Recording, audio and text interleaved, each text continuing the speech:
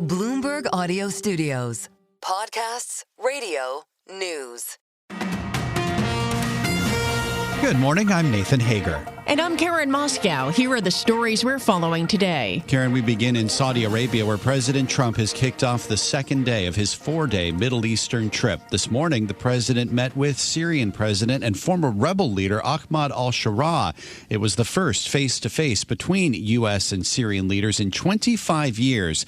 And at a meeting with the Gulf Cooperation Council in Riyadh, President Trump said he is exploring normalizing relations with Syria. The whole world is watching the Middle East, and many are watching with envy. You have something very special going on. Incredible opportunities are within reach for this region. If we can simply stop the aggression from a small group of pretty bad actors. President Trump's remarks come after a day focused on deals at the Saudi-U.S. Investment Forum. We get more on that from Bloomberg's Jumana Bersecci in the Saudi capital. The White House published a statement saying that they had agreed to $600 billion worth of investments, Saudi investments going into the U.S., that is, to be spread out over the next 4 years. And then later, during the Crown Prince's speech, he said that they're working on increasing that number to $1 trillion. So huge figures coming through. Bloomberg's Jumana Bersecci reports some of the biggest deals are with advanced U.S. chip makers. NVIDIA and Advanced Micro Devices have agreed to a $10 billion project to provide their most cutting-edge AI chips to Saudi Arabia's humane infrastructure effort.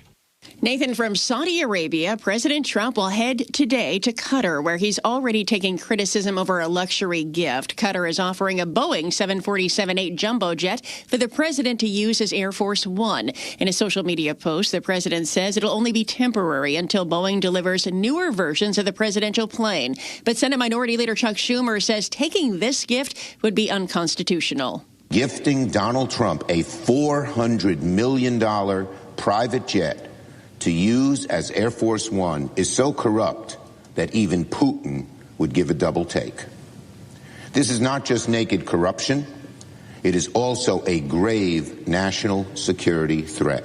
Senate Minority Leader Chuck Schumer says he'll block President Trump's Justice Department nominees until he gets more answers. Let's turn to markets now, Karen. It may have seemed unfathomable a month ago, but stocks are now higher on the year. The Nasdaq 100 had been down 23% from its February 19th high to its April 8th low after President Trump slapped broad tariffs on America's key trading partners. The S&P also hit its low then. It was down 15% on the year at the time. That index is now higher by 0.1% in 2025. Brian Belsky is Chief Investment Strategist at BMO Capital Markets. Well, I think too many investors, quite frankly, try to time the market instead of just being invested. And from our perspective, stocks are higher 6 months from now. Stocks are higher 12 months from now. The resiliency of the U.S. market remains so. And we think too many people were led by fear and made binary decisions based on emotion and not process or discipline. And that's why we remain bullish. And that's why we think the secular bull market remains well in place. BMO Capital Markets' Brian Belsky says his bull case for the S&P 500 is 6,700. That's about a 15% gain from current levels. Nathan, it's been big tech that's been fueling the rally. Over the past month, NVIDIA and Tesla have surged more than 35%, while Microsoft is up more than 20%. While the S&P 500's plunge after Trump's tariff announcement on April 2nd was fast, 11% in just 2 sessions, its bounce back has been almost as breathless. The index rose 17% from April 14th to May 2nd, the kind of thing that historically happens when the market is recovering from a major catastrophe like the dot-com bust, the 2008 financial crisis, and the COVID-19 pandemic. Well, Karen, President Trump may want oil prices to go lower. In fact, Goldman Sachs, citing an in-house analysis of the president's social media posts, says he appears to prefer oil between $40 and $50 a barrel. WTI, which right now is trading around $63.50, has shed 12% so far this year, hurt by the fallout from the president's trade tariffs, as well as a decision by OPEC Plus to loosen supply curbs at a faster than expected pace. Nathan, there's optimism in Washington that House Republicans may reach a compromise on the state and local tax deduction. And we get the latest from Bloomberg's John Tucker. John, good morning. Good morning, Karen. And this has been a real big sticking point. House Speaker Mike Johnson telling reporters that a deal on SALT will be likely today. It would represent a breakthrough in one of the thorniest policy debates in President Trump's economic package. The tax-writing House Ways and Means Committee is debating a proposal that calls for increasing the SALT cap from $10,000 to $30,000, phasing out for individuals who earn at least $200,000. Is a big deal for high tax states where residents pay large property tax bills. Representative Mike Lawler, a New York Republican who attended a meeting with Johnson, said the two sides are making progress. But another advocate for SALT, Representative Nick LaLota, said the proposals floated are still very far from what he wants. In New York, I'm John Tucker, Bloomberg Radio. All right, John, thank you. President Trump's tariffs may have a major impact on the state of California. According to Governor Gavin Newsom's finance department, the president's tariff policies are projected to cut California's tax revenue by $16 billion in the next fiscal year. However, that 4% revenue drop from a previous estimate is largely due to the stock downturn last month after the president announced a sweeping tariff campaign. Stocks, as we mentioned, have since rebounded. Well, Nathan, Harvard University is escalating its legal battle with the White House. The Ivy League school has expanded its lawsuit against the Trump administration for freezing billions of dollars in federal funds. Harvard claims that federal agencies illegally halted funding because the university refused to submit to government control over its academic programs, and that the funding freeze will chill its exercise of First Amendment rights. Yesterday, the Trump administration cut another $450 million in grants to Harvard University. That's in addition to the $2.2 billion that was previously frozen. Time now for a look at some of the other stories making news in New York and around the world. And for that, we're joined by Bloomberg's Michael Barr. Michael, good morning. Good morning, Karen. It is day 3 of the sex trafficking and racketeering trial of Sean Diddy Combs. Yesterday, Combs' former girlfriend, Cassie Ventura, took the stand to testify about her decade-long relationship with the music mogul, including about alleged days-long sexual marathons.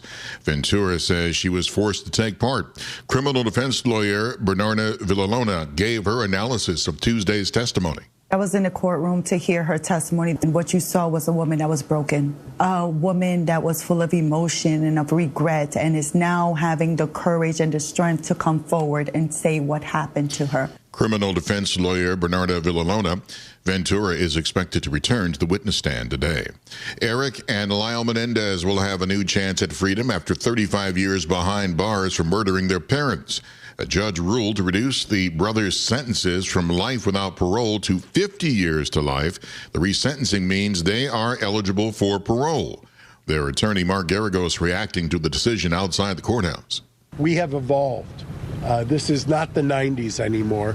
We have a more robust understanding of a lot of things. They were convicted of murdering their entertainment executive father and mother in their Beverly Hills home in 1989. Prosecutors opposed their resentencing, arguing that the brothers had not taken full accountability for the crime.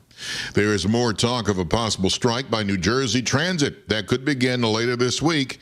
Talks have been underway before federal mediators between the Brotherhood of Local Engineers and Trainmen and the head of NJ Transit. The union that represents the engineers is threatening to walk off the job as soon as 12:01 a.m. Friday if a contract deal is not reached, and it could potentially impact 350,000 commuters. Governor Phil Murphy. I think you'll leave all options on the table. I'm still hoping that we find some resolution here, but we are preparing for the worst.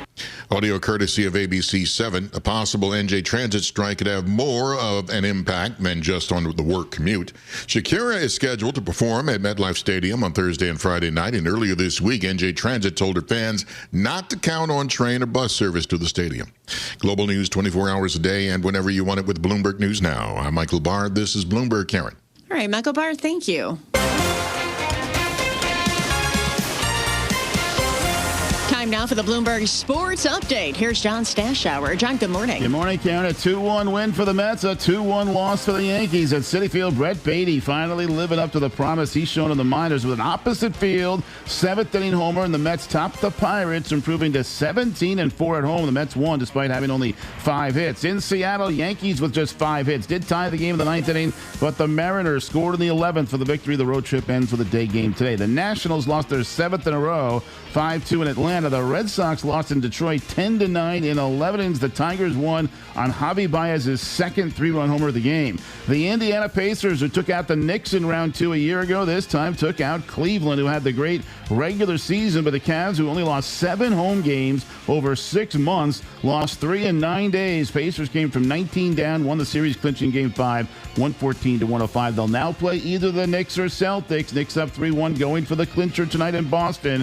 The Celtics without Jason Tatum due to the torn Achilles suffered late in Game 4. In the West, Denver and Oklahoma City played a tight Game 5. 7 to shoot. His team is down by 3. Pirouettes, tosses it up. Oh! Joker's wild! Some help from Murray. Kick, Dort, extra. Williams on the way. Connects! Thunder lead by 3. TNT to call. Oklahoma City won 112-105 despite 44 points by Denver's Nikola Jokic. Thunder lead the series 3-2. Dallas Stars 3-1 win over Winnipeg. 3-1 series lead. It was the day Pete Rose never lived to see, but his family had recently lobbied on his behalf for his reinstatement to baseball, and Commissioner Rob Manfred finally granted it, saying in a statement that Rose can no longer present a threat to the game's integrity. So baseball's hit king can now posthumously be voted into the Hall of Fame, though the earliest it would happen is 2028. John Stashower, Bloomberg Sports. Karen and Nathan. Coast to coast on Bloomberg Radio, nationwide on Sirius XM, and around the world on Bloomberg.com and the Bloomberg Business app. This is Bloomberg Daybreak. Good morning. I'm Nathan Hager. President Donald Trump is shifting focus from deal-making to diplomacy as he kicks off day 2 of his 4-day Middle Eastern trip. At a meeting with the Gulf Cooperation Council in Riyadh this morning, heard live on Bloomberg Radio, the president said the days of the U.S. turning its back on Gulf allies are over. The Gulf nations are at the forefront of creating a stable, peaceful, and prosperous Middle East. And I have to say that I've seen such progress. It's really incredible. I've also seen great unity and friendship. President Trump there speaking at the Gulf Cooperation Council this morning. Joining us from Riyadh once again, Bloomberg Horizons anchor Jumana Bersecci. Jumana, thanks so much for joining us. And I guess the biggest headline to come out of the president's remarks this morning is that the U.S. is exploring normalized relations with Syria. This would be quite the reversal among many reversals we've seen on this trip so far. Good morning. Certainly unbelievable to think that we could be at this phase 6 months ago. If you rewind back, Syria was still under the grips of the Assad regime. So much has changed in the region in the last 6 months, and I think today's meeting really encapsulates that. And the fact that President Trump, in his remarks yesterday, very long speech that he gave at the Saudi Business Investment Forum, obviously talking about all of the deals, those big investments, but one of the big headline moments, and I was in the room, it was an electric atmosphere, was when he announced that the U.S. were looking to remove the sanctions on the Syrian government. That was met with a standing ovation and the loudest applause that he received throughout the whole speech. And then that was followed up by a one-to-one meeting that he had with Ahmed Shara, that is the new Syrian president, today on the sidelines of this GCC summit. The Syrian president obviously was a special invitee. He's not part of the GCC, but he was invited to attend this event.